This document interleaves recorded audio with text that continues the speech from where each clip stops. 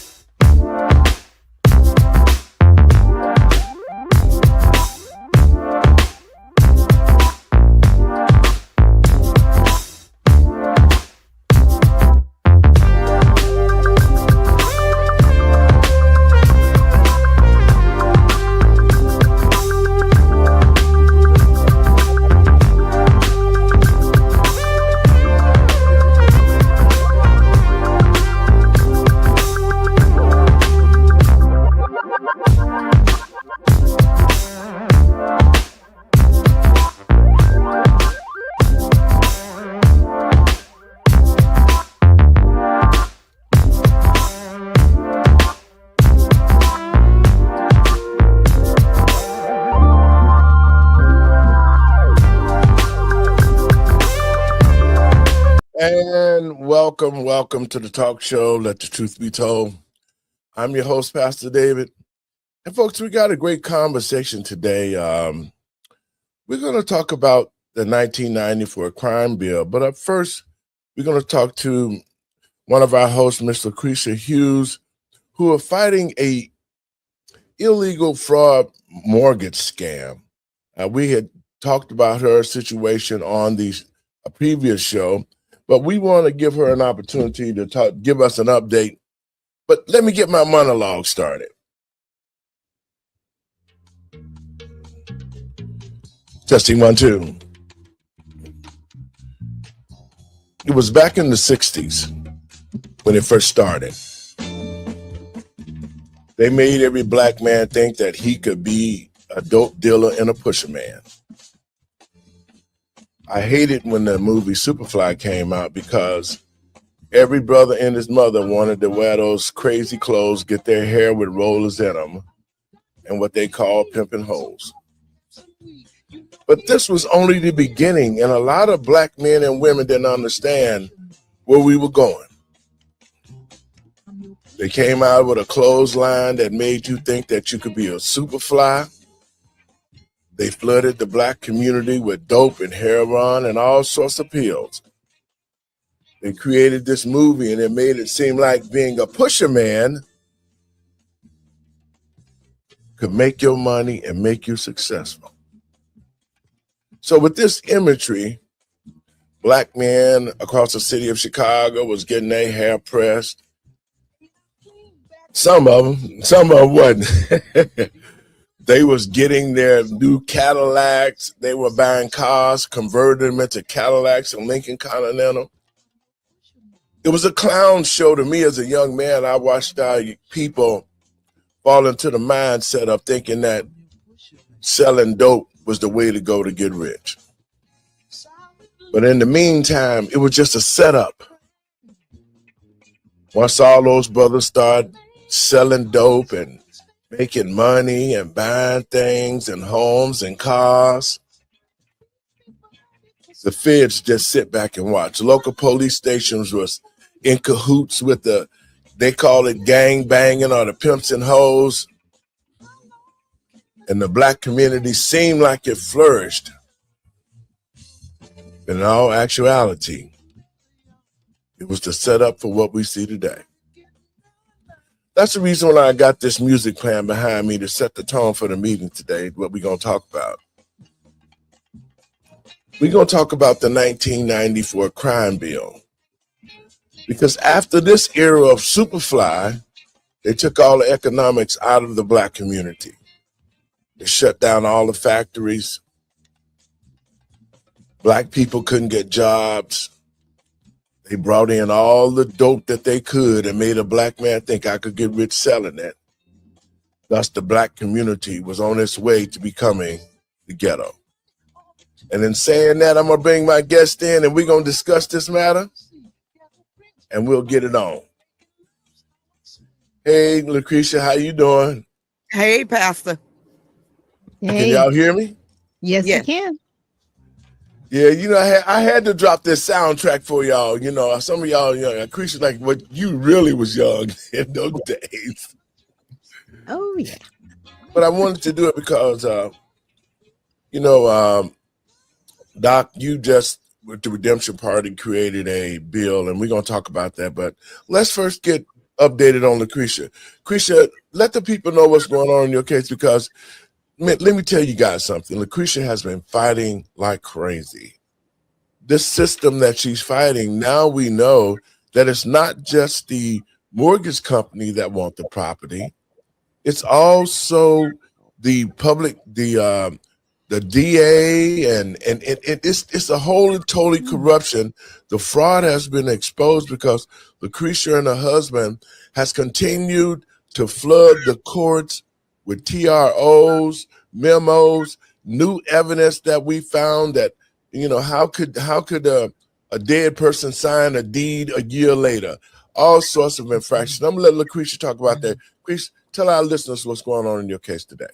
Well, if it wasn't for you, Pastor, looking over a lot of motions and injunctions and different things and, trying to keep our psyche up, I don't know where we would be because at this point, I just feel like, you know what?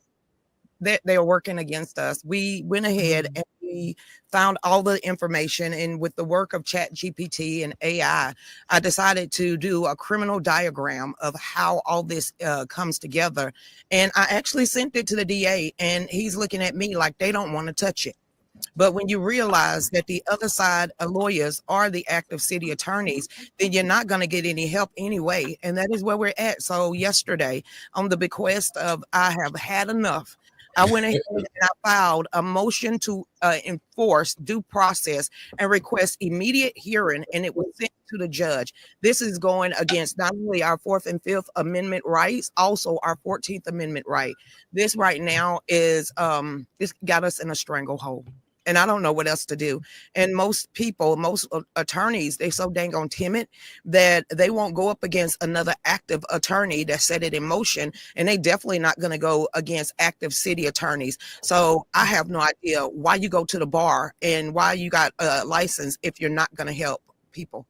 Well, that's part of the corruption that we've seen.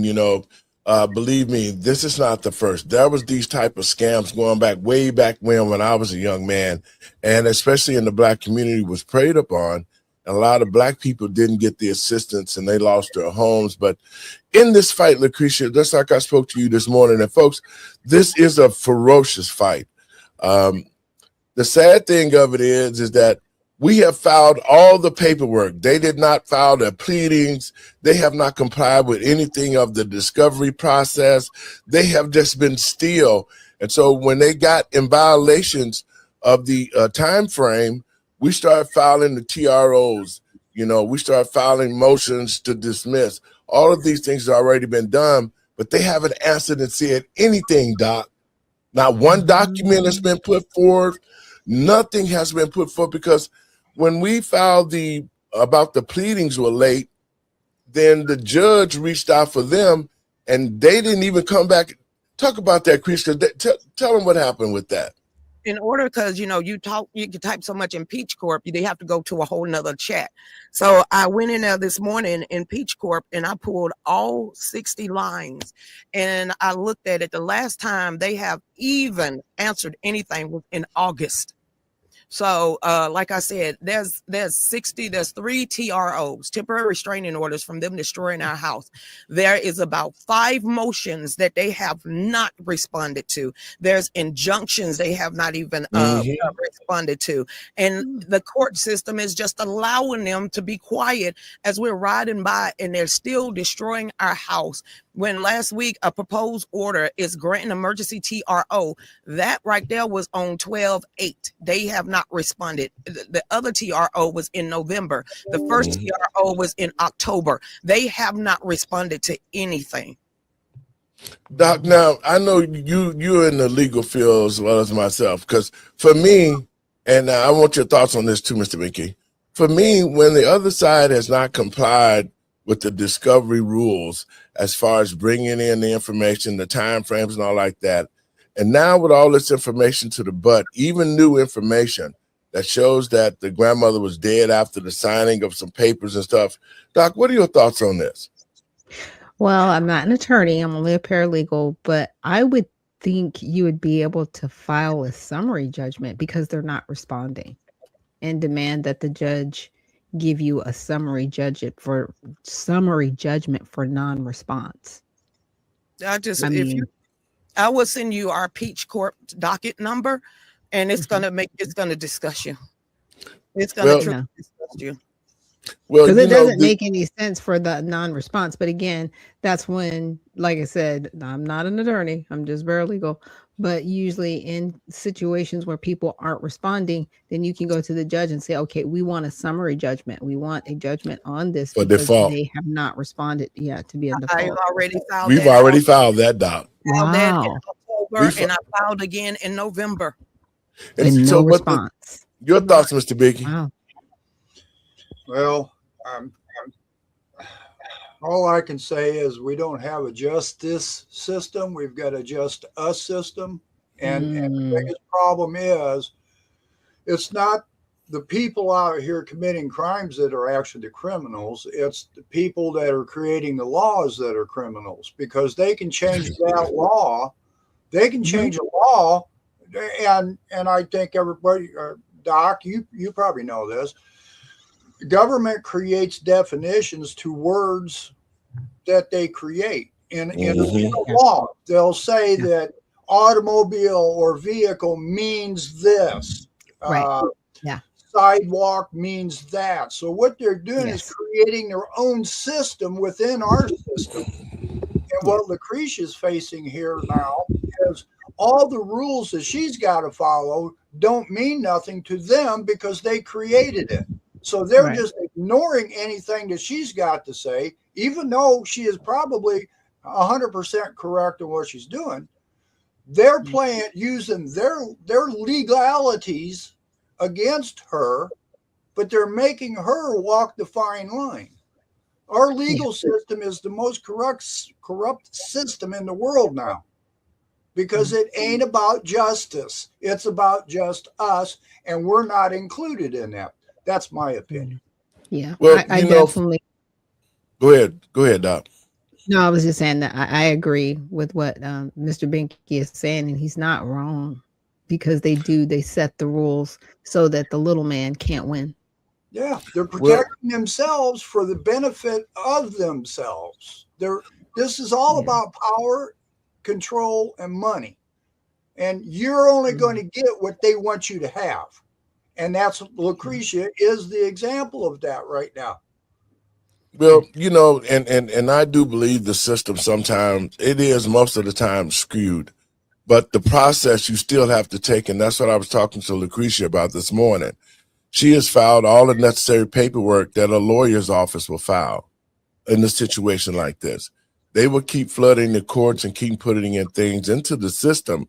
So it only shows it give you a paper trail of you doing all the right things and they doing all the wrong things. Because think about this, whatever this judge is doing, whenever he comes back, whatever decision he renders, with all the information that's been there, the new information that showed that the grandmother was dead, that signatures are false, I'm interested to see what he got on to say, because it is on him now.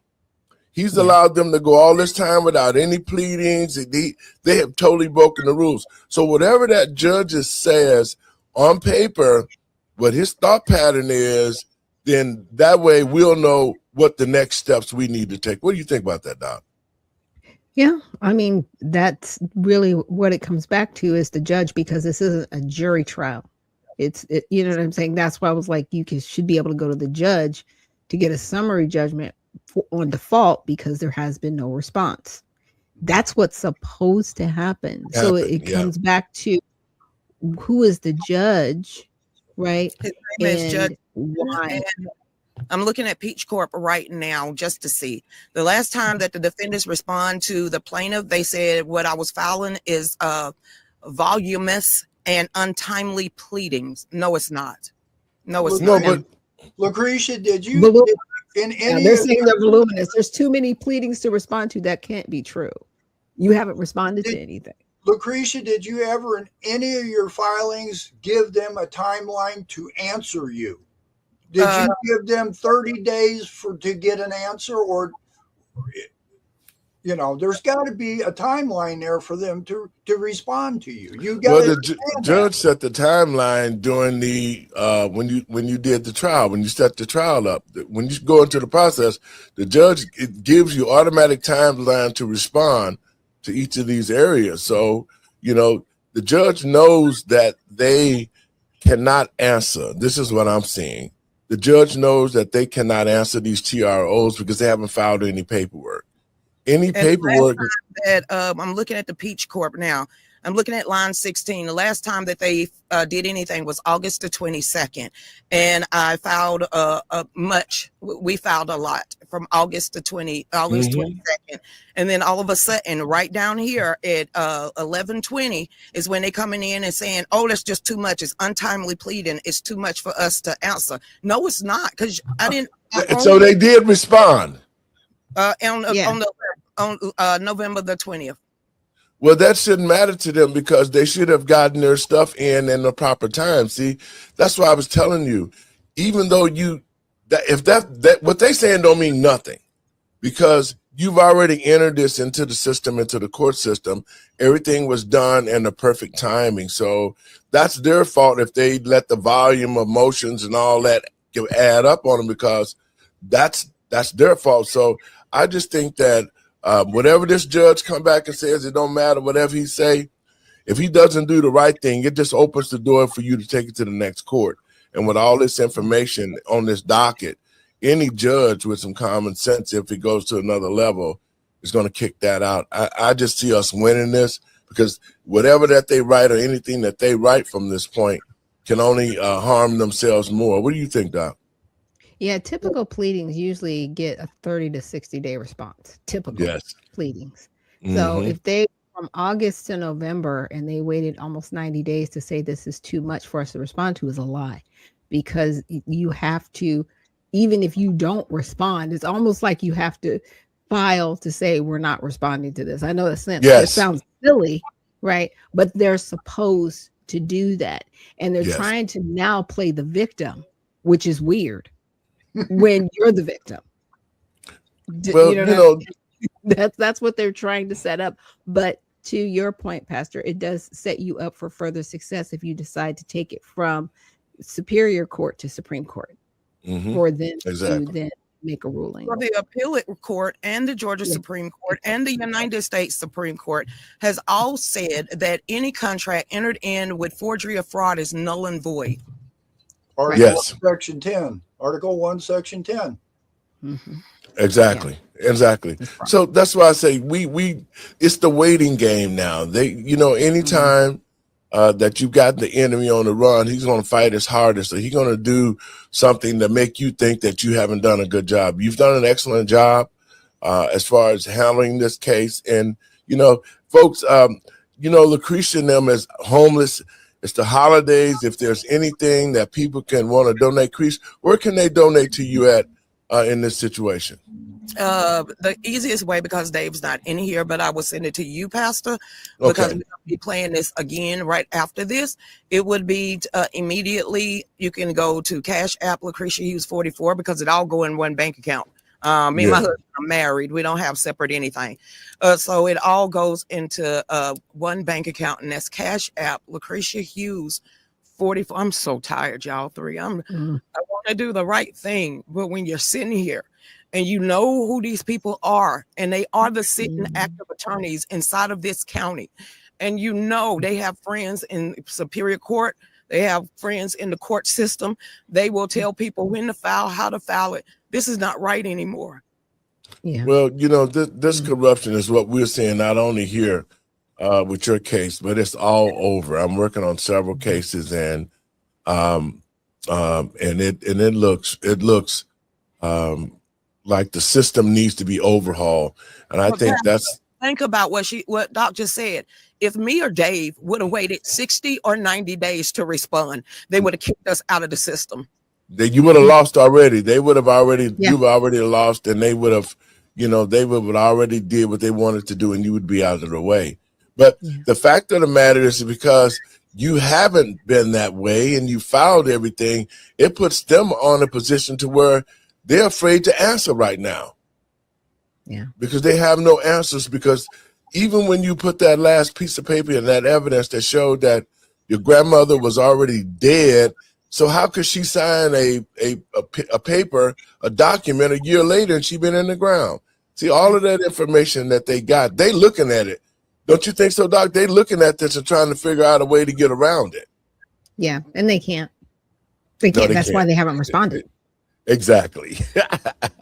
That's what I was telling you, Lucretia. So she's sitting in a pretty good place, don't you think, Doc? I do. I really do. Again, I'm not an attorney. This is my opinion, because I'm not dealing with UPL. It's called an unauthorized practice of law, and they try to nitpick with paralegals like myself that have a degree. So this is just my opinion. Well, I'm going to say it, and I'm going to say it outright. I think that they stuck. They know that they stuck. And anytime they respond, they're going to put their foot deeper into the mess that they've already created. It sounds like the Democrats, man. It sounds just like the Democrats. They'll create a problem. Then when they sound like Brandon Johnson. He created the problem with the migrants. And now he on the TV crying, talking about, just give me something to work with when I was hungry. I wanted to say the N-word so bad. I watched that. And I was hungry, and my lights went on, and I went to the refrigerator, and it was no food. Okay, all right. He has stole almost $1 billion for himself out of this situation. Mm-hmm. And what it goes to show, guys, is this. Our judicial system is corrupt. It is totally corrupt.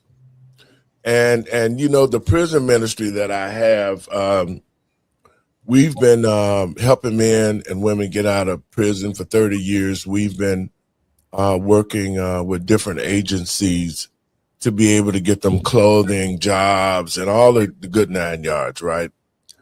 In 1994, the crime bill came out. And a young senator named Joe Biden. Now, this is from the Democratic Party. See, black people, we get all caught up into the parties, right? Especially black people, to the American people and patriots across this country, especially the black citizens. Black people are so lost in their mind because the Democrats are the most deceiving party on this earth. They made black people think that they had their backs, that they was going to help them. They are the ones who flooded the community with the drugs and the guns and all the other things that they tried on us. They pulled out all the economics out the black community. Thus, when they put all this stuff together, black men and women was going to jail if you spit on the ground. And so the crime was bad because they wanted the crime to be bad, not because they couldn't have stopped it, but they wasn't going to stop themselves from bringing the drugs in because they were making money. Corrupt police officers, corrupt judges, lawyers, the whole 9 yards was going on. And the focus was in the black community. And so now here we are, 2025. I can remember back in 1974, that's why I was playing the Superfly stuff, because every black man thought that, man, I'm going to get me a kilo and I'm going to get rich. I'm going to move out the ghetto. Mm-mm. And it was the ghetto that they was creating themselves in their mind, because they act like they didn't know the world. And that's why so many of our black men is behind the wall today. But in 1994, guys, and I want to play this because I want black people to watch the show who will be looking at this show. And I'm trying to jog your memory, because instead of all the racist situation and mindset that the Democrats are using now, they keep saying, hate Donald Trump, hate Donald Trump, hate Donald Trump. It's the psychological warfare, the continuing pounding on you, and that's what you'll do. But to black people, you need to wake up. You need to wake the hell up, because that's why I'm finna put this information out there, because the Democratic Party has not been conducive, nor have they ever wanted to help black people. All they wanted to do was use us, and once they got into power, they turned their back on us. They let other people come into our community, just like the Jews was there. They passed the baton to the Orientals. The Oriental passed the baton over to the Sand Negroes from over the whatever.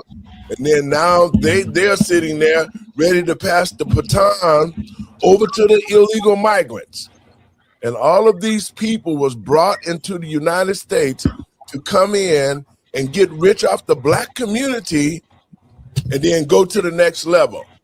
Just like the Somalis. The Somalis came here under Barack Obama, guys, and they done took a whole state over, like Minnesota. Your thoughts on that, Mr. Binky? Well, everything you're saying is the truth. Conquer and divide. You know, you're. It's just like Lucretia sitting there drinking her tea right now. If you take that tea and you put a little bit of water in there and a little bit of coffee in there, you don't have tea no more. You know, I hate. It's just goofy to say something like that, but the Democratic Party from day one, from day one when this country was created, they hated this country. I have to put it in that terms. For everything that I'm looking at from day one, they've done everything in their power to take back what we created for everybody. All men were created equal, and the Democrats come in here, and I know a lot of people didn't like Thomas Jefferson and stuff like that because of a lot of stuff that's been said, but Thomas Jefferson was trying to end slavery. He was trying to end slavery. And after he died in 1829, I think it was, the Democratic Party started to, they wanted to push slavery to the West. And that's what created the Republican Party. Now they've got the black community thinking that they're not capable enough of taking care of themselves. The government's got to do it. And they say it every day. Anything that they want to pass in a law is about government taking care of you. Yeah. That's not how this country was created on. It was John Adams that said that we want laws of government, not of man. That means, the state of Illinois, for example, has got 284,000 different laws, taxes, restrictions, requirements, whatever you want to call it. How the heck are you going to live like a free man there? No matter what you do, you're going to do something wrong, and they're going to pounce on you. But then when you're a real criminal, they came up with a safety act. Yes. And they protect the criminal. So tell me, what am I doing out here that I'm living free at when I've got 284,000 laws there, and then they come up with laws to protect criminals? Where I can't figure out what are we doing? Because sorry. No, go ahead, Doc. Go ahead, Doc. Well, because Mr. Binky, they're not laws, they're policies. They're like running executive orders, right? That run contrary to the Constitution, but no governor has actually stood up and cleaned it up. Exactly. Right? Because they're part of the system, right? Yes. Like when you said it's not justice, it's just us. Do it for us, right? Honor amongst thieves is it's gone. It's horrific what's happening. And you know, when you look at Lucretia's case, this is what it looks like. Oh, Right. yeah. And Mr. Binky, to your point, this is what it looks like when you actually have people that love to live off the fat of the land, right? But don't want to follow the laws. Right. Mm-hmm. Yeah. They're living Lucretia? a lot higher than we are. Yes. They've got all the pay, the benefits, the retirement. They don't have to work all their life like we do. But they're living in mansions. I mean, how many mansions does Obama got now? 4 or 5? Right. And hey, climate change was supposed to take out a couple of those because they're coastal. I forgot about that. And they're still there. They're not underwater. And look at what Lucretia's going through. She's tried to keep her one house, her house where she lives at, and can't do it. Lucretia? Last night I came across the video because I could not sleep, and it said of the culture of the 1940s, of the black culture, that is, from the North and the South. Now the South blacks didn't have much. They had, wooden floors. They had, dirt floors. They had, hanging stuff, all of this stuff to prove that they was poor and impoverished, but they didn't act like it. The poor blacks in the South, they kept everything clean. That there was a standard, a value, and having security, even though you had less. And the person that was doing the video said they moved up to Chicago at the same time, and they said the culture of the North blacks and the South blacks all have to do with how they was actually raised. Do they got the values? Do they believe in God? Do they believe in hard work? Do they believe in keeping up everything they own? But as they went and moved up to the North, to Chicago, they realized all the black people, only thing they did was sat outside on a stoop because they was waiting for the government to come and take care of them, so they didn't have to work. So the mindset and the culture of the black community is different from down here in the Jim Crow South or the Bible Belt till this day up in there in the North and Chicago and New York. You could tell it when you cross over from North Carolina to Virginia. It's like, no ma'am, yes ma'am, no sir. That's going out the window, and they all look like they ain't got no manners up there. So there's a difference. We can't even say that's our culture. So the black people in the North isn't the culture of the black people in the South. So I don't know how in the world we're going to unite with that, because the black people in the South have a culture of working, busting their tails, respect, value, honor, and everything else. But when you go above the Mason-Dixon line, that's out the window. So how are we supposed to unite with a culture that I can't agree with? Well, I mean, I'm from Indiana, and I was raised like I was from the South because a lot of my people were from There you go. What I'm saying is to Lucretia. To unite, Lucretia.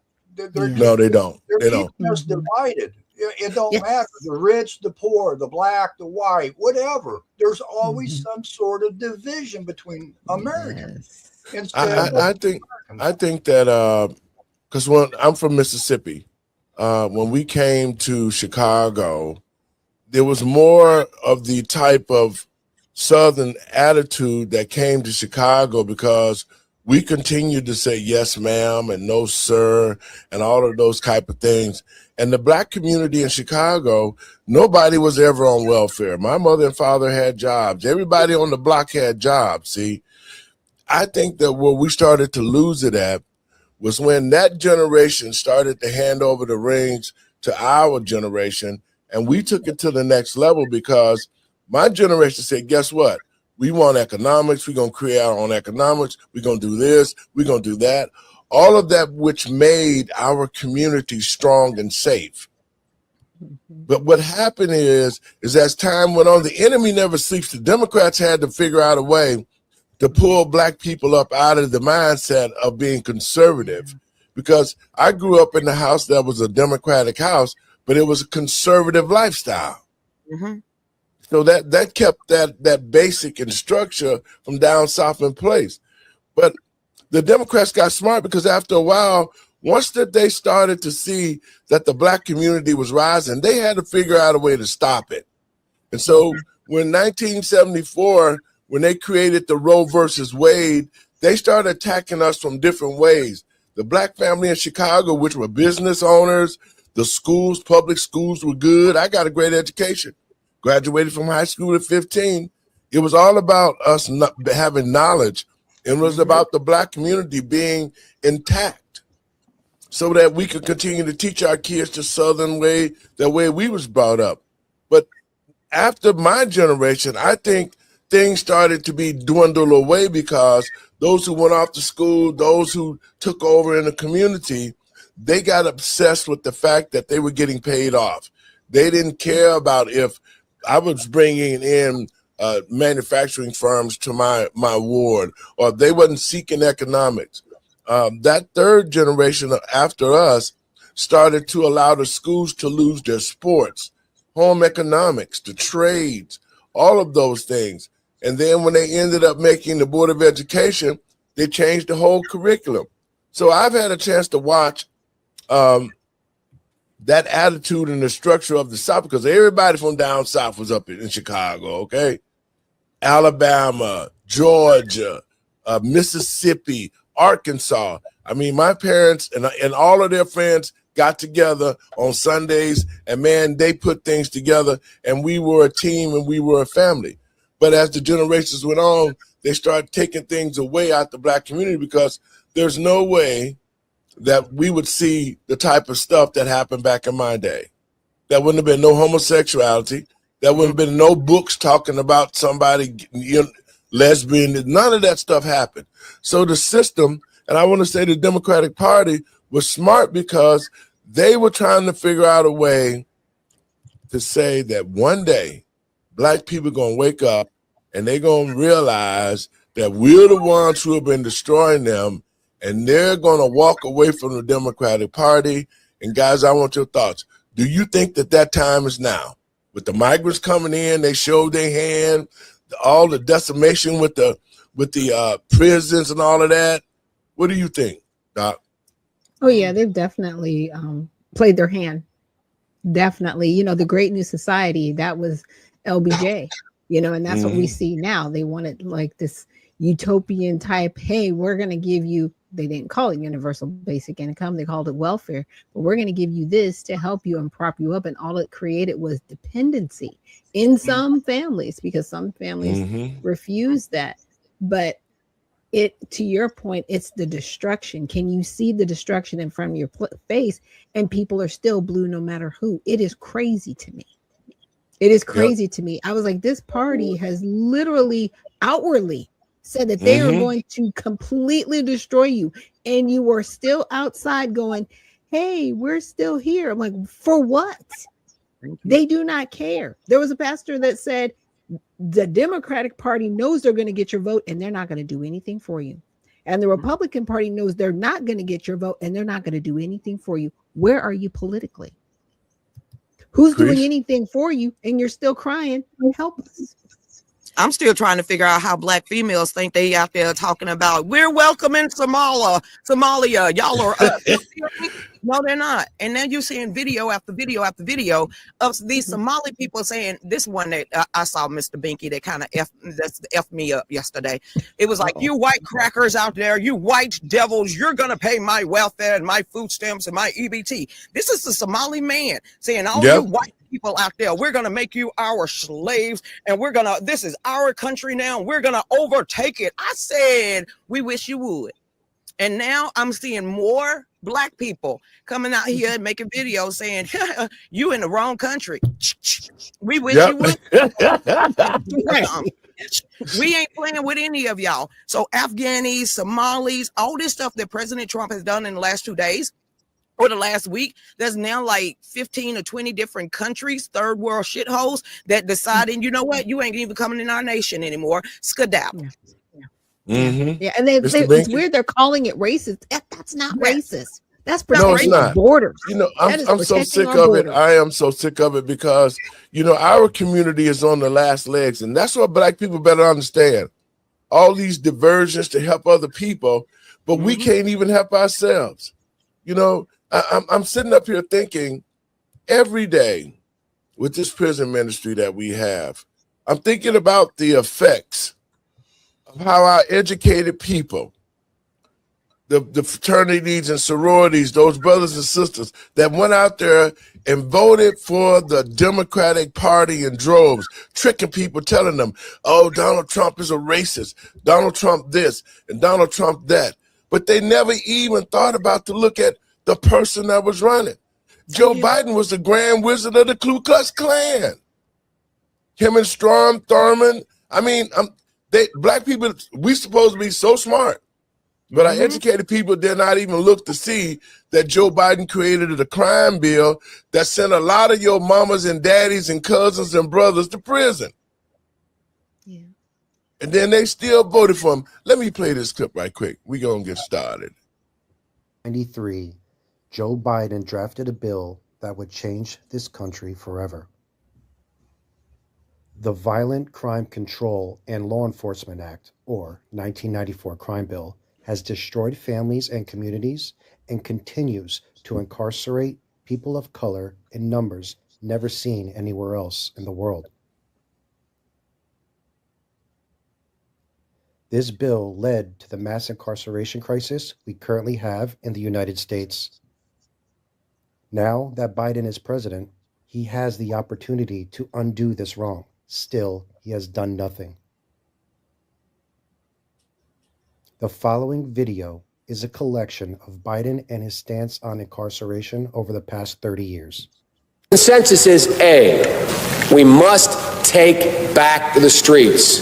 It doesn't matter whether or not the person that is accosting your son or daughter or my son or daughter, my wife, your husband, my mother, your parents.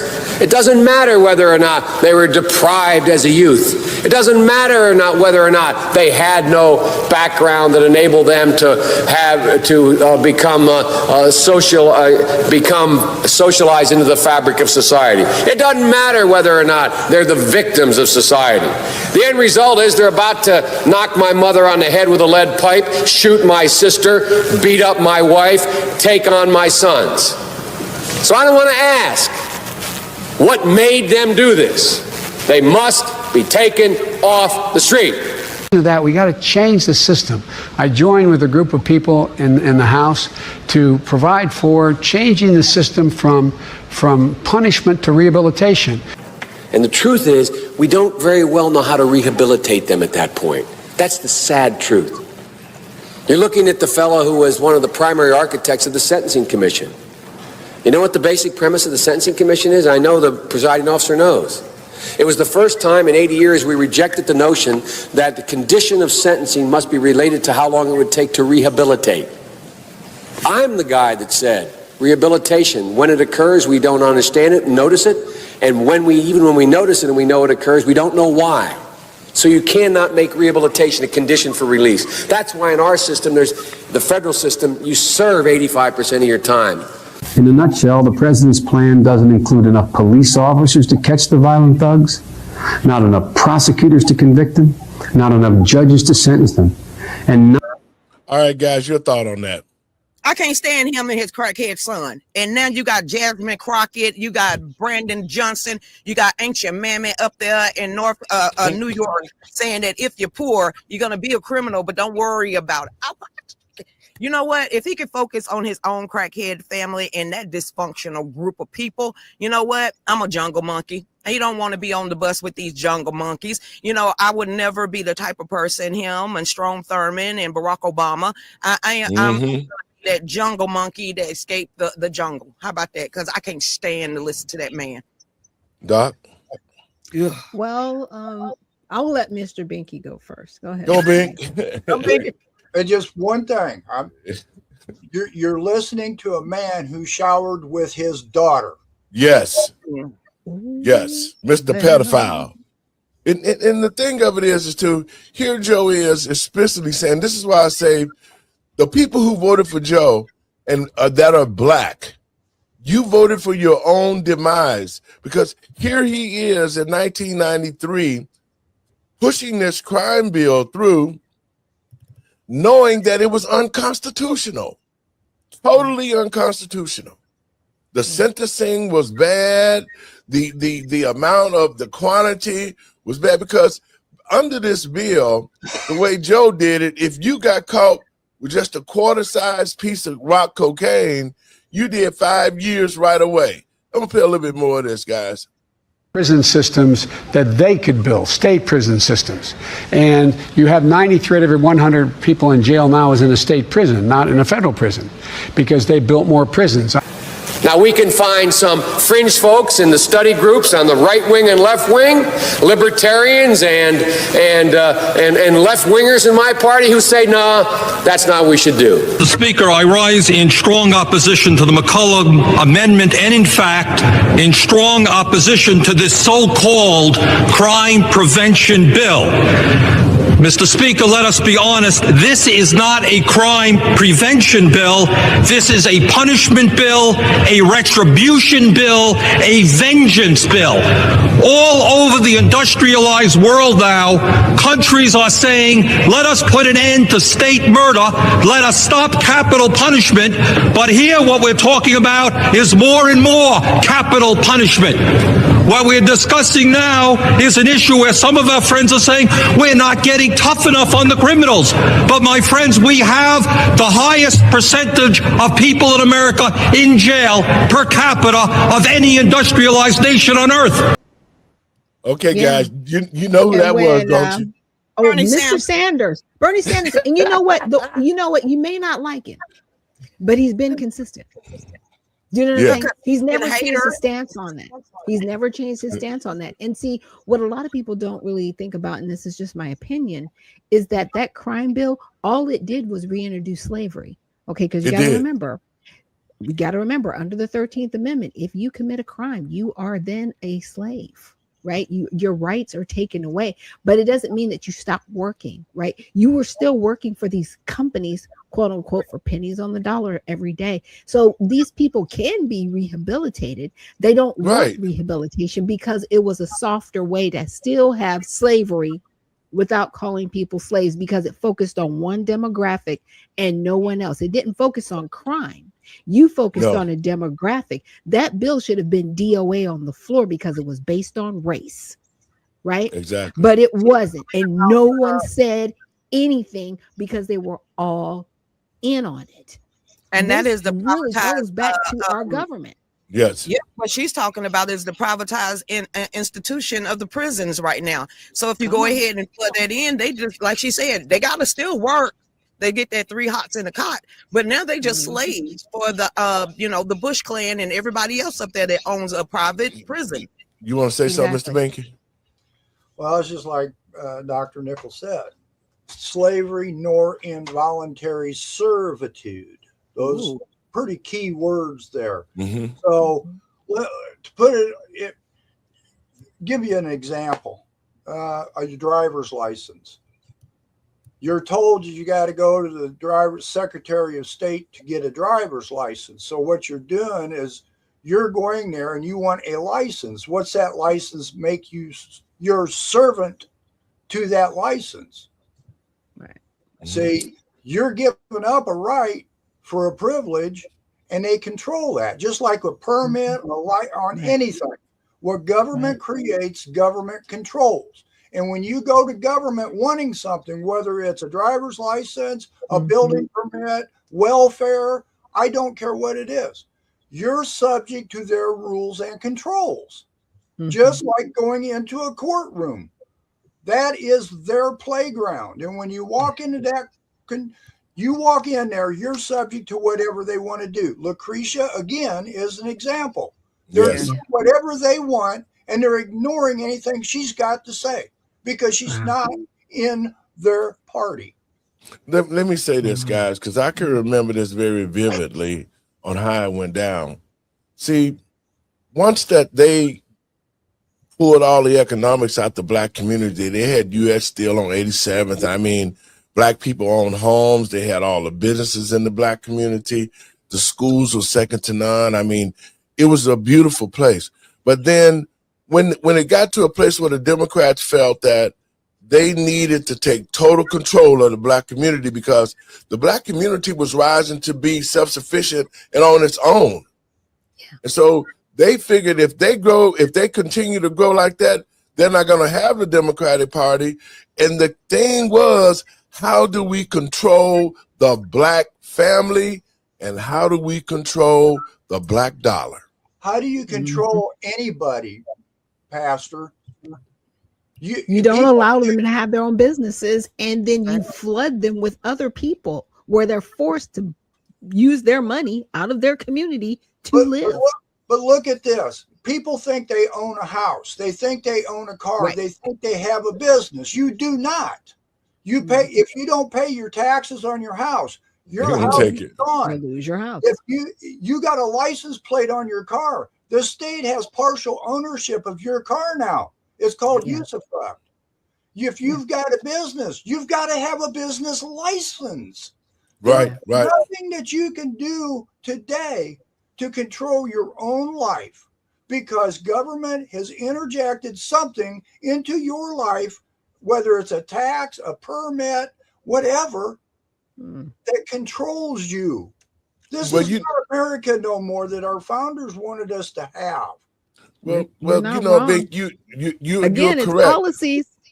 And those are the policies you're talking about. Those aren't laws. They're policies. If we literally wanted to rebel and say, no more, you're not doing this, you're not, we the people. But people are going to prison over victimless crimes. Yes. Just like Pastor Lowry said, you got pot on you, you got whatever you got in your pocket that they deemed illegal, now they're throwing you in prison for. Well, that was because, guys, check this out, because the laws were, before the 94 crime bill, if you got caught with marijuana, it was a ticket, a $75 ticket that you could pay, and it didn't even go on your record. Because everybody had jobs, everybody was working. Because out of that fear of the black community rising up the way Rosewood did and how the black Wall Street did, they wasn't going to have that.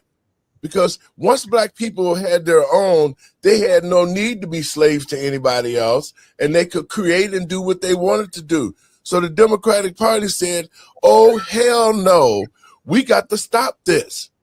And that was when Bill Clinton got into office. See, I watched it, man. I watched our communities go from beautiful homes, the white picket fence, to the ghettos that you see that's now. Because when they took the economics out the black community, then they picked up the abortions with Planned Parenthood. They started draining people out of the system. And all of a sudden, when Bill Clinton got in, this was the turn. Bill Clinton created NAFTA, which pretty much took every job out the black community. Yeah, it did. After NAFTA, then Joe Biden came and made the crime bill, because once they put the crack and the guns in there and they were telling black people, hey, man, y'all could get rich. They was killing and shooting. Crackheads was doing anything, having sex outside, stealing, robbing, going to stores. They literally, the Democratic Party, created this crime bill to destroy the black community. And I'm telling the black people watching this show, out there watching this show today, you need to know the history of the Democratic Party, because they're the ones who stepped up the pace and wrote these bills and turned the prisons private just so they could destroy the black community. Check out what Bill Clinton said. We will have 100,000 police officers on the street, a 20% increase. It will be used to build prisons to keep 100,000 violent criminals off the street. We will have the means by which we can say punishment will be more certain. The whippings of mass distraction have always been in the play. People follow their sports teams more than they follow the things that's going to affect them every day. So a lot of times the bills are passed and politicians go back and forth, and all of a sudden you turn around and there's a crime bill that not only affects your present, but really seriously affects your future. Clinton passed a crime bill which allowed now 14-year-olds to be tried as adults, more prisons being built. The impact of the crime bill is devastating and felt almost immediately. For example, the 3 strikes law. This idea that if you have 3 offenses, that you're out of here, right? Like you go away. It increases your sentencing dramatically. That is embedded into the crime bill. Violent crimes should be told. When you commit a 3rd violent crime, you will be put away and put away for good. For life.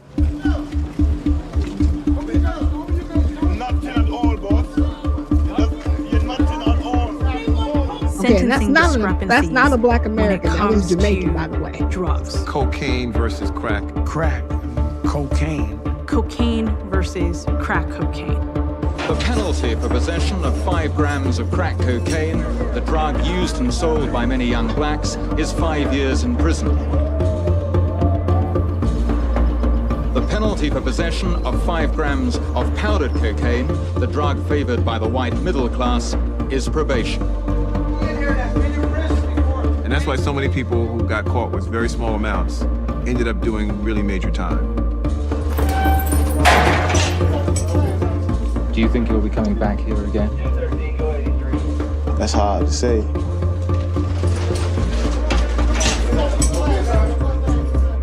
These communities were asking for help. We know that they were like, we have problems.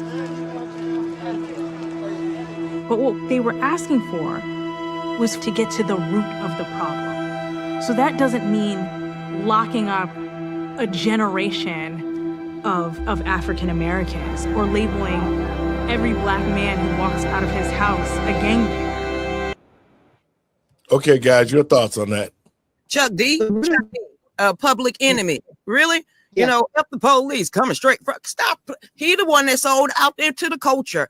In the late 80s, there's they want to call it a conspiracy. There was a big meeting out there in Los Angeles with I remember that.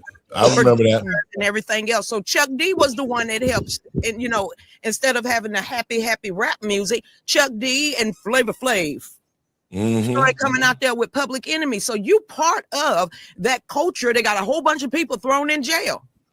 I was a roughneck when Public Enemy came out. Boy, I was wanting to fight everybody. Now they wanting to back away and say, Africa is the future. No, you created this mess. You helped create the mess to get your pockets full. Now there's a whole bunch of Black people that's stuck in jail. You should go ahead and have some responsibility for that, because the culture of the 90s, you know, hip hop, the hippie to the hippie to the hip hop. That was fun music. We can dance to it. When Public Enemy came out, you know, fight the power that be. We all out there fight the power. They had something to do with all that. They the one that helped mold that culture of going out there and destruction. So they need to take accountability for it. Mr. Binky? Yeah, I was hoping Dr. Nichols was going to jump back on here.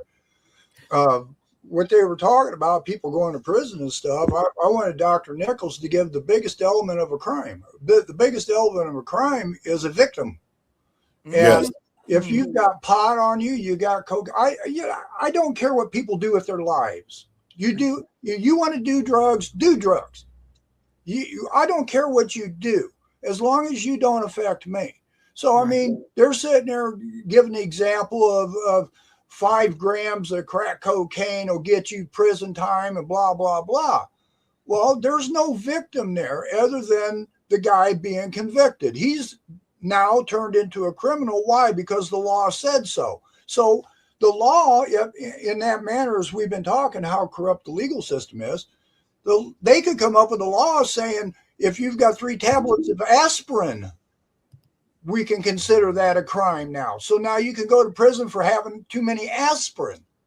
They're making these laws up, David, that no matter what we do, we could be considered as a criminal. There she is. Okay. Your thought? My internet likes to just drop out. Like, go ahead. Your thoughts on this video, Doc? Because the reason why I am glad you got back in here was because about a week ago, I had spoke to the pardon czar and Mr. Kwame Kilpatrick, and I talked to him about doing something to change the dynamics in our community because of the pain and suffering that the crime bill caused. Right. And so they told me, they said, Pastor, well, put something together. Get something together, and then we'll put it in, we'll package it up, we'll get the support we need, and we'll send it up to President Trump. And so we did do that. Doc and her wisdom and with her team put together something that's going to rescind the crime bill. But to black people, we're going to get into that just a second. I want to show you that after y'all voted, all of y'all who voted for Joe, after we've seen all this evidence of him destroying the black community, after we saw Bill Clinton talk about, yeah, we gonna do this and do that, and the things that they did to open the prisons and make them private and to create slavery for black men across this country, I don't see how that you could even in your mind think that today, the way we've seen the illegal migrants who have come here, the Democrats opened the door for them to be here, this is the last straw for black people to be dealing with the Democratic Party. I think that those who watch this would have a good idea of who the real enemy is. And if you don't know who the real enemy is after this, then you just lost. I want to play a little clip from President Trump of what he said to Joe Biden about him and that crime bill when he ran for office the first time, and then he started that First Step program, releasing black men back to their families. My opponent drafted the 1994 disaster, the 1994 crime bill, which caused unfair sentencing disparities that devastated black families. And I mean, just devastated. I have heard more about the 1994, and when we did criminal justice reform, it was largely about erasing that terrible act. That was his deal. I rolled back the unfair provisions of the 1994 Biden crime bill, and I signed it into groundbreaking criminal justice reform, which people are so happy about. Even my enemies are saying thank you for that. That was me in the background. That was What was you saying? That was you back there? That was me. I was at that one. Oh, Were you? hilarious. Well, the reason why I had with Dr. Ben Carson, and we said My opponent drafted the. This well, is the same one. The reason why I said go ahead, Lucretia. You said you was at that rally. Absolutely. All of the heavy hitter in black conservatives was at that rally in Atlanta, Georgia, from Diamond and Silk. I mean, all of us was in that room because it was over there at in Cobb County. So when you heard, "Thank you, President Trump," that was me. I tried to shout as loud as I could. So I found you, huh? And folks, now take a look at what we've seen with Joe Biden and Bill Clinton talking about he set it up that way. I opened up the more prisons to put the Negroes in jail. They're admitting this is all the Democratic Party doing these things. And yet they saying right now, you got to hate Trump. Trump's a racist. Trump this, Trump that. And yet Trump just got up here and said that he made provisions to get rid of some of the sentencing and all of that in the crime bill. And Doc, that'll lead into what we're finna talk about right now, because Doc, let's talk a little bit about this paperwork that you sent me. Proposals. So it's a draft, and what it did was I went through and pretty much undid what they put as enforcement. And a lot of people are like, how can you overturn something like this? Well, you can do it based on the fact that it harmed a specific demographic. On a race-based situation. It didn't say any and all criminals that were, dealing with crack cocaine, right? Because if it had, then it would have been to the overarching general populace. But you focused on one specific community and you based it on race and Yes, nothing else. And nothing else. So the government did a specific harm, something that you weren't supposed to do, because the framers of the 13th, 14th, and 15th Amendment basically put in provisions where the federal government nor the state government could come back and do something like this. But you found an excuse. You said, this is because of drugs. This is because of their behavior. This is because they cannot act within society civilly, which is a lie. So Exactly. we can all prove that you caused the problem, and this was a Yes. solution which was worse than the problem that it solved. And so my draft for the House and Senate goes to making sure that people are freed based on if they were harmed directly by this bill. So this doesn't absolve anybody else of criminal behavior. It just absolves the people that were harmed by the bill. If that makes sense. And go ahead, Bink. Go ahead. I want to throw something at you, Dr. Nichols. Mhm. How about a crime reform law bill? Okay, and what I'm getting at is, being as you got some legal background here, you know that there's no crime if there's no victim, correct? You got to have a victim in order for it to be a crime. So if there's no victim, should anybody go to jail or prison over a policy violation? You know, you brought that up earlier. I loved it when you said that, policy. So shouldn't we come up with a crime law reform bill that if there's no victim, nobody goes to jail, nobody goes to prison, and that policies can't establish somebody to have their freedoms unless there's a victim involved? You know, I'm trying to sum it up real quick. Yeah, I know what you're saying. I mean, technically we have that, but people aren't following the Constitution. Well, that's exactly. Do you know what I'm saying? And they're writing policies above the Constitution that are stripping people of their rights. And I hear where you're coming from. Shouldn't there be an amendment that puts in place? You cannot create, because you're not supposed to do that anyway. You're not supposed to create laws that infringe upon people's rights. And we actually have an amendment that states that, but people are still violating it. And there's no trigger for citizens to say, hey, you're in violation of the law. You know why? Because you said it just yourself. It's about just us. Well, and not justice. And again, the protectors of our Constitution are we the people.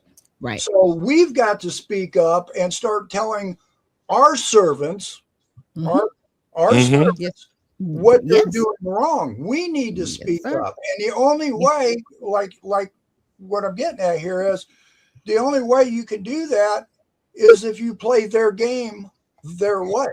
So that's why I started the party.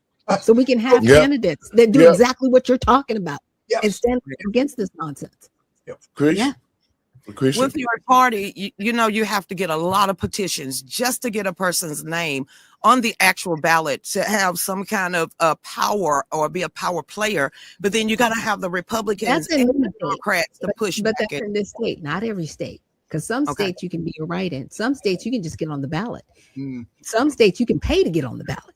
It depends on the state that you're in. You only have to get 5% of the vote in Indiana for governorship to actually be recognized as a party in Indiana. So each state has its own governing rules to get people on the ballot. We both live in Georgia. Yes, ma'am. And you got to have 5,000 votes, 5,000 petitions, 5,000 people, something like that. Signatures to get on the ballot for certain positions. But again, Georgia is just like Indiana. All you have to do is get 5% of the vote. If I ran somebody as a redemptionist for governor, all they need is 5% of the vote. They don't even have to win to be recognized as a party in this state. Ooh, you're gonna upset a lot of people. Well, you know, that's the goal. That's the reason why you know, we have been coming together as organizations. And I think that we're getting more people with this rescinding of the crime bill and this amendment. We have been able to garner just in the last few days. Different organizations have called me. They want to support this bill. Like I said, I'm giving it to Kwame Kilpatrick. He and I and Ms. Johnson will tweak it, and then we're going to present it to the president, because we have black men in jail who somebody said their name and they didn't even have dope. They weren't even dope dealers who are locked up right now. Wow. I just like with Larry Hoover. I mean, Larry Hoover had nothing to do with the crimes. Trump saw that, he dismissed it, but he's still lavishing in prison right now because of the fact that J.B. Pritzker is just holding him in there after he done did over 50-some years. That's well over 2.5 life sentences, and he should have been out. But he's using him for a political pawn. But the point that I'm trying to make to the black community, this bill would open the prison doors and right the wrong that Joe Biden did by making the bill target the black community. They made it punishable to us. They made it to where this whole thing was set up with this crime bill to first destroy the black family by taking the black man out and putting him in prison and allowing all these other things to happen with the guns, the crack. I mean, it was horrible for the black community. And we're at this place because of Joe Biden and his crime bill and all the dope and all the guns that they put into our community to get us to this place. So my point is this, black people, we got future elections coming up. We cannot deal with the Democratic Party because they're the ones who caused our communities to be in the condition that it is now. This rescinding of the crime bill that I will be submitting to the president once we get it tweaked up, this will open the prison doors for all that bullshit that he did with the little quarter piece of cocaine, and then there was a man had an airplane full of powder cocaine, tons of it, and he got probation. Just like the guy said, the differentials in the laws, they made these laws specifically to destroy the black community, to kill our economics, and make our children future slaves for the jail system. What you think about that, Mr. Binky? Yeah, no, that's the whole thing. Our legal system has gone way too far. Our lawmakers have gone, and I truthfully, our laws are created by attorneys, not by lawmakers. They've got every lawmaker in there has got an attorney in there going through all this stuff. And I'm sorry, but an attorney is a person who turns things. They twist things. And there are attorneys there that are reading you hear constitutional laws, but that attorney is sitting there trying to figure out how in this Constitution it says this. How can I twist this a little bit to make this law work right? Because if I put it through just like it says, it can't get passed because it violates the Constitution. So here they're sitting in there trying to figure out how to take that law, twist it a little bit, make it sound good. Oh, well, let's see. We've got a right for the safety and welfare of the people. So now they twist it. And right. Everybody's a criminal now. I mean, let me give you an example here. I had a guy tell me he was going through a part of a town that I live in, and he was stopped by the police. And the police, he asked, why am I being stopped? And the cop told him, because you're in a neighborhood that's considered a high-risk district for drugs. So, government created the war on drugs. Yes. So what they did was this area is suspicious for drugs. So anybody in that area can be stopped now because of the idea that this area is suspicious for drugs. So now you're considered suspicious being in that area of maybe buying drugs. Wow. So little things like that is what our government's doing daily. Yeah, twisting the Fourth Amendment. There's no probable cause, but you created a policy to create a probable cause. Bingo. But and Doc, I'm glad that we had an opportunity to create this, because for the simple fact is all of those petty laws that they used back in the day, just like what Binky is saying, that we smell marijuana in your car. And so now guess what? You done lost your car because they created a bill, a little ordinance in certain places where if they caught you with a little pot in your car, they took your car. Yep. They impounded your car and they took it, said it was part of drug transactions. I mean, they did everything with this 94 crime bill explicitly to destroy the black community. It was created so black people, you see the condition that we are in right now.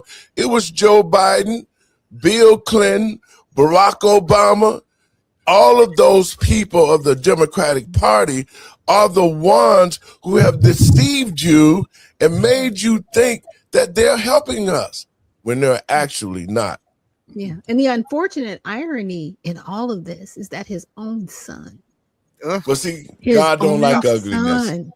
Was, unfortunately became a crack addict. He became addicted to the very substance that he said he was trying to stop. But you know what was really interesting? You never stopped the flow of this crack in the Black community. You never stopped the flow of the actual drugs because that wasn't your focus. You never focused on rehabilitating the individuals in the community. You never focused on educating these individuals. All you wanted to do was make a strong lock them up, place blame, and lock them up. That was your job with this bill, and that's the sad part. Dr. Nichols, if you stop the flow of drugs into the community, then how are you going to make criminals? Exactly. And see, the pattern was like that. Once that they got this crack in our community with the guns and the drugs, the crazy music, all of that, then they came back and said, oh, well, you know what? We finna make the prisons private. They privatized the prisons, and after our communities was in this place, all the police had to do was come in and start filing charges, arresting people for crack, all of that. This was this whole thing was totally set up by the Democratic Party, and I'm trying to get our educated people to see, the ones who are in the Democratic Party, you guys forgot what it was to watch your cousins now be killed and locked up. It was more Black men killed under the Obama administration than any other administration. He made laws to protect the officers for killing Black men and women. Y'all see it yourself, but yet and still, Joe Biden was put into office to finish us off, and he did that. His job was to finish the Black community off. He did it with the homosexuals. He did it with the prisons. He did it with the crime bill. And think about this. Everybody talking about, well, Joe will apologize. Well, if Joe wanted to be sincere about his apology for creating the crime bill that helped destroy the Black community, why didn't he rescind the bill himself? Lucretia? Joe Biden don't care. He's the puppet master of Barack Hussein Obama. He wasn't smart enough to do majority of the stuff that he was doing. So I don't, at this point, his lawyers, Joe Biden I'm talking about, his lawyers, his teams are now asking Donald Trump to go easy on him and to forgive him of the auto pen. No, absolutely not. Nope. Yeah. And I'm going to play this and we're going to get out of here. I want y'all thoughts on this last piece. Somehow the Republicans tried to make the crime bill tougher. I say poppycock. They didn't make anything tougher. I wrote that bill. He convinced that and found out that this midnight basketball isn't getting them together, a bunch of jive folks who are Black, white, and Hispanic who live in their city to do, try to see if they can be Michael Jordan. When they found out that we're keeping schools open, so gangs come off streets instead of out raping my mother, marauding me, robbing the local store. They're in a gymnasium. And my daughter will be safer. My wife will be safer. My mother will be safer. And I will be safer. And I will be happy. You stood up and used that tough on crime, phony rhetoric. That bill was a huge mistake. There's no question that crime bill contributed to America's mass incarceration problem. Folks, let's get something straight. 92 out of every 100 prisoners behind the bars are in a state prison, not a federal prison. This idea that the crime bill generated mass incarceration, it did not generate mass incarceration. Unless we do something about that cadre of young people, tens of thousands of them, born out of wedlock, without parents, without supervision, without any structure, without any conscience developing, because they literally, I yield myself 3 more minutes, because they literally have not been socialized. They literally have not had an opportunity. We should focus on them now, not out of a liberal instinct for love, brother, and humanity, although I think that's a good instinct, but for simple pragmatic reasons. If we don't, They will, or a portion of them will, become the predators 15 years from now. Bobby Rush, member of Congress, said the other day, "I'm ashamed that I voted for the '94 crime bill." You ashamed of that bill? Not at all. And in fact, I drafted the bill, as you remember. I know that. He's been in government 47 years. He never did a thing except in 1994 when he did such harm to the black community. And they were called, and he called them super predators. And he said that. He said it, super predators. And they have never lived that down. 1994, your crime bill, the super predators. Your response to that, Vice President? My response to that is I never, ever said what he accused me of saying. And Madam President, we have predators on our streets that society has, in fact, in part because of its neglect, created. Again, it does not mean because we created them that we somehow forgive them or do not take them out of society to protect my family and yours from them. They are beyond the pale, many of those people. Beyond the pale. That's why I'm offering $20 billion to states to change their state laws to eliminate minimum mandatories. And what happened with the crime bill and its implementation was that there was too much of a focus, too many resources on locking them up, but no resources on love and compassion. My husband has apologized. He was the president who actually signed it. Senator Sanders what about voted you, for it. Senator? I'm sorry for the consequences that were unintended and that have had a very unfortunate impact on people's lives. An awful lot of people were jailed for minor drug crimes after the Exactly right. Was it a mistake to support it? Yes, it was. Was this bill essentially fueling what we now know as mass incarceration? There's no question that it fueled it. It incentivized prison construction. It incentivized states to pass more draconian laws. It incentivized states to take away the eligibility for parole. It held this carrot out here for states to, in effect, embrace systems of mass incarceration. Well, they didn't guys. bring back her line where she says these super predators. There is a video of Hillary Clinton out there calling them super predators. Stop that. Stop it. that. All them Well, damn yes, lies. my husband did that, but you voted for it. Bernie Sanders did not vote for the 1994 crime bill. He voted against it. But you see, Are you Bobby serious Rush, right now? Bobby Rush, a black man, another black man who said, "I'm sorry, I voted for it." You see, he was a Democrat. They The voted point that I'm lockstep. making, Maxine Waters voted for it. Joe Lewis Right. voted for it. They voted for it, not But the- against it. but the point that I'm making to our listeners and to the black community, as you can see, let's get it straight and let's not be twisted. We know it was the Democratic Party who Joe wrote it. Bill Clinton got signed it. Then he made the prisons private.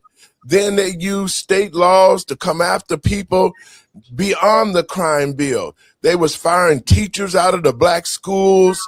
I mean, they started closing black schools because they were saying they was in drug areas.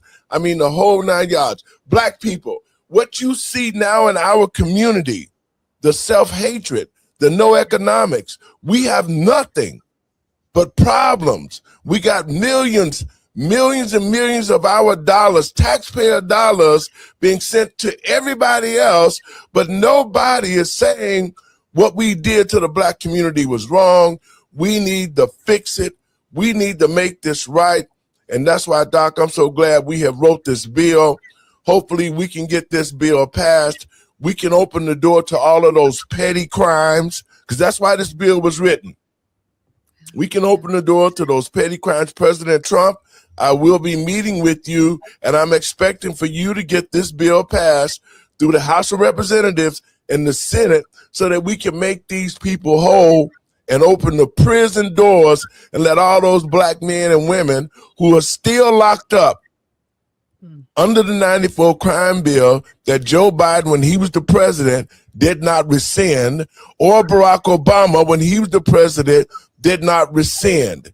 And if they wanted to be right by the black community, they would have rescinded those laws and opening those prison doors and let all of those people who are sitting there lavishing away from their families, black people, to be released. Your last words, Lucretia. I can't stand them. Okay. Tell us how you really feel. Listen, they have destroyed the black community. The Democrats have too. But to sit there and listen to what this freak got to say when your own crackhead of a son is more than a felon than my kids will ever be is insulting. And to see all of those black people way back then in the 90s sit there and earth behind him like this is kosher for what them to say, and then they gonna say we sorry, everybody, we should have been paying attention. They got their cut too. I don't care at this point, Pastor. They all crooks. Mr. Binky. Well, all I can say is Mr. Biden, the only way I'm going to feel safe is when you and people like you are out of my life. Instead of worrying about my health and safety, you worry about my freedoms. Yeah. I don't need your help to tell me how I'm supposed to live. We don't need your help to tell the black community, the white community, the Asian, the Latino. We want our freedoms back that we were guaranteed when our founders created this country. You are the problem, not the people. And to all lawmakers, if you can't create laws to protect our rights, don't create no laws at all. We're done with this stuff. Thank you. Doc? Yeah. And thank you for just giving me and my team the opportunity to work on a House resolution and a Senate resolution to amend the 1994 crime bill. And I would also make a plea to the president while we are here for marijuana to reschedule it, right? If you are to reschedule it as a class 3, the other thing that needs to be done is that all of the offenses at the federal level need to be removed.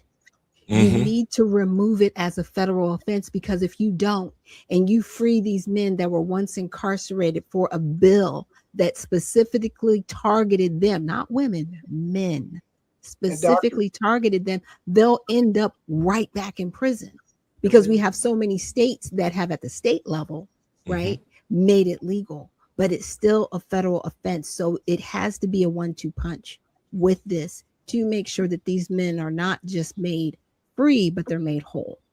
Yes. Dr. Nichols, could I say this on what you said?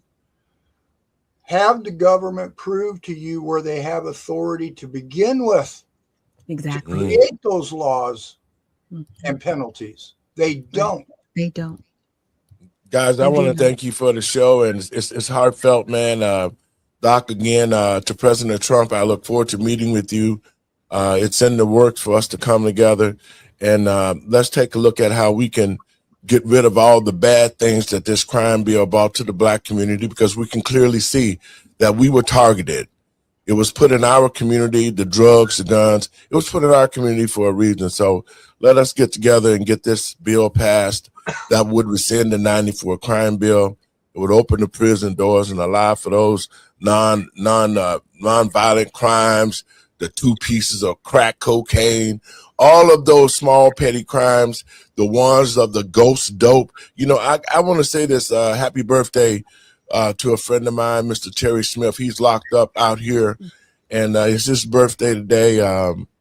And he is one of those people who have been locked up behind the ghost dope. And I've been fighting like hell to get him released. We've already sent the information to the pardon czar, but I want to wish him a happy birthday. And brother, stay strong. We're going to push this thing through because he got locked up because somebody said his name. He didn't even have no dope, and they didn't even have no dope. And he's sitting in the prisons right now. And it's been well over 20 years. So, Brother Smith, we're going to be fighting for you. I'm pushing this bill to President Trump. And as soon as that we can get it to an audience to where it can get signed and passed, it will be a blessing to see all these brothers come home. Thanks, guys, for being on the show. Great show. And I'll be seeing you later, Mr. Mickey. Folks, thank you for watching the show. I want you to share the show around. the Living and Driving While Black Foundation, in conjunction with the Redemption Party, will continue to write bills to right the wrong that the Democrats have done to the Black community. And these are my last words. To the Black community and to the American people and patriots across this country, I would ask that those who know what we're doing here with the Living and Driving While Black Foundation and the Redemption Party look past any of us being of any party. Look at the damage that Joe Biden and the Democrats did to the Black community. This was not by chance. It was all intentional. The way that they wrote the bill to incarcerate us, to destroy our communities, to split our families up, all the information that we put out there that this bill caused. Bill Clinton privatized the prisons to make Black men and Black women a commodity. Barack Obama didn't fix it. And when Joe Biden got in office, he didn't fix it. He lied. He said he didn't do it. He didn't call predators. But out of his own mouth, you heard what he said. To the Black community, there is a ray of hope for us. If we take our time now and look at our situation, and I'm asking you guys to support our foundations in the Redemption Party so that we can get this bill rescinded, that it would open the doors to our people and our men to come back home, to be in our families. In the new bill that we're submitting, it also will make those who were affected by the bill whole. We're asking for monetary reparations for what they've done in this bill. And I'm asking all organizations that know me, I've had some that call me already that support it. I have pastors across the country who have seen this draft, they support it. And we're going to stand strong and go to the president and ask him to sign this bill into law, to remove the crime bill, to make whole of all those prisoners who have been affected by it come home, and make sure that they got some money in their pocket. When we rescind this bill, we can take the monies that's in this bill, because we're going to be working on this for at least 10 years. At least 10 years. They'll try to make the wrong right that the Democrats did with the 94-90 crime bill, and y'all elected Joe Biden the president, who said that Black people, our race is untamable, in so many words. He said we had no structure, we had nothing, but we had everything before the Democratic Party came in and destroyed it. God bless you. We'll see you guys tomorrow. Have a great day.